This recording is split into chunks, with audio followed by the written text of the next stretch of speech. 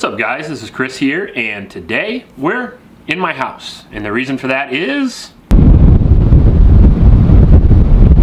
this is the time of year when it's so cold in Iowa that you literally cannot survive and you have to hide in your house for a month, so here we are. Today we're talking about the Apollo 11. Not the rocket, the 2011. Now this is a really interesting firearm, and a firearm I actually got to shoot myself 3 months ago or so. We were at the Iraq Veteran Shoot in Georgia. We've been playing around with this thing for some time. It's fascinating because of a couple of things. The first thing being its price point. Right out of the gate, it's cheap for a 2011.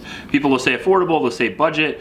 What it means is it's about a third of the cost of an average 2011, or at least half the cost. So the MSRP with like $979 comes around for $1,000, and that's pretty good to get into the 2011 game, where you're generally paying $1,500 for a cheap one. If you look at the Prodigy, if you look at the Bull Armory, you can get varying quality somewhere between $1,500 and the $7,000 price point. Usually $1,500 on up to about $4,000. Staccato is usually the go-to for most people, the most popular 2011, and that sits around $2,000, giving you the idea that this is really cheap for what you get, or at least for the platform that you get.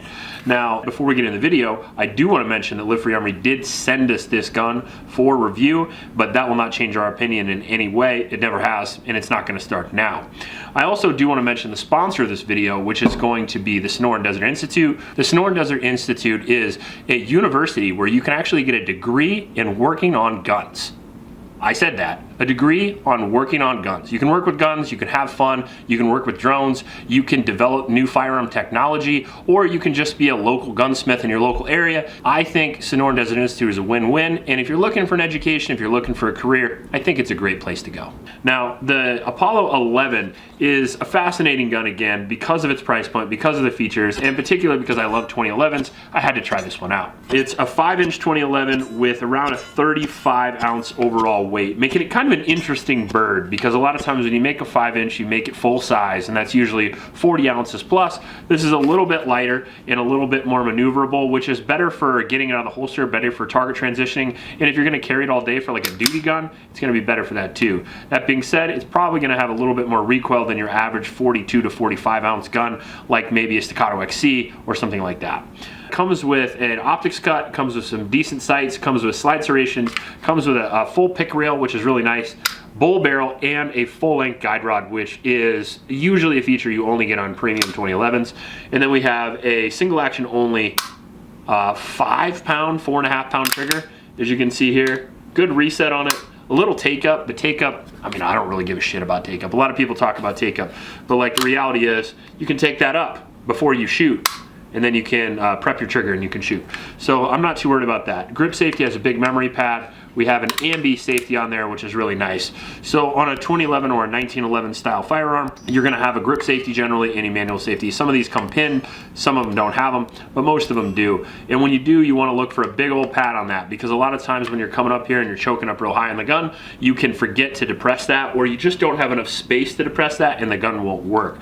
So I usually don't run 2011s that don't have a big memory pad, or they are not pinned. So I like that a lot, and that's a requirement for me. Second thing is we have these really low pro safeties here, which are good for a duty gun, not necessarily a competition gun. And I kind of think this is oriented more toward the bougie duty gun anyway, simply because it doesn't quite have all the race features that you would expect on maybe like an Atlas or something like that. It's kind of cool that it has an optics mount. I like that a lot. However, it is the RMS pattern, the shield pattern, which is the small dots. And the reason for that is because if you look right there, you will see 2011 or 1911 slides are very narrow. And a lot of times when they put an RMR plate on here for like an SRO or maybe a Leopold Delta point, it sticks out past the slide. And if you're gonna carry, that sucks. That's like rubbing right into your stomach. But for competition use, stuff like that, it's not a big problem. Now, what do you get out of that? Well, you get a smaller flush cut optic, which is nice for kind of a duty gun or something like that, because it's lighter, smaller, but you also sacrifice the large window of the SRO. So keep that in mind. Now, there's probably adapters out there where you can adapt it. I don't know, that's up to you.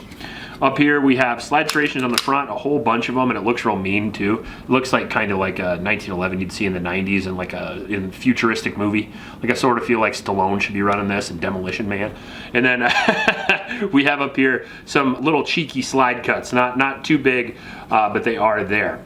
Now we have a high def front with a blacked out rear, which is a great sighting setup. So if you don't want to run an optic, perfect sights out of the gate, especially for a defensive gun.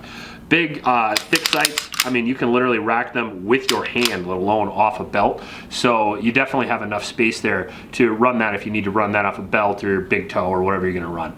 Big old rail there, which is a pick rail, not an accessory rail, so you can use your standard Picatinny lights on there, which is awesome. And then again, I wanted to highlight the bull barrel. So we got a big rail here, we got a big bull barrel, and then we have a full length guide rod, steel guide rod. So even though it's a 34-ounce gun, we got a whole bunch of weight out front. And then when you load the gun up, it becomes balanced. And then when you shoot the gun, it doesn't want to rise quite as much. So they did a really good job with that. Trigger down here is good, as I mentioned before. Now the magazine release works well, and then the grip is a polymer grip. So we have steel polymer, which is kind of the standard for like most guns, Staccato, Prodigy, things like that. So I think as far as feature set, it's right in there.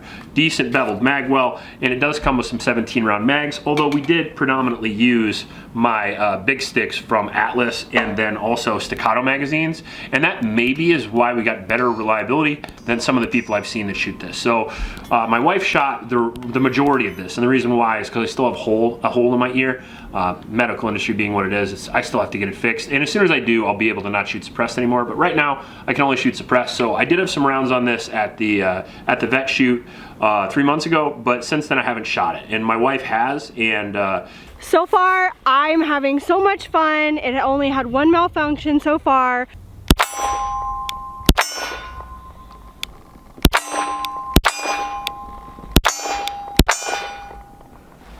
Oh, we have a malfunction. It feels really good. I'm really impressed with the texture. It's like fish scales.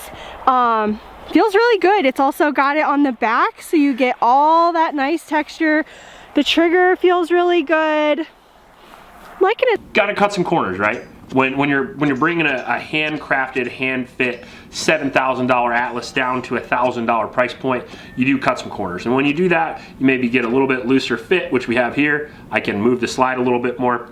The barrels fit really well, but some of the stuff on here is just not quite up to the same quality as you would get like on a milled bar stock part. Like you're gonna get MIM parts in this, and that's gonna increase your probability of breakages, and that's gonna increase your probability of failures.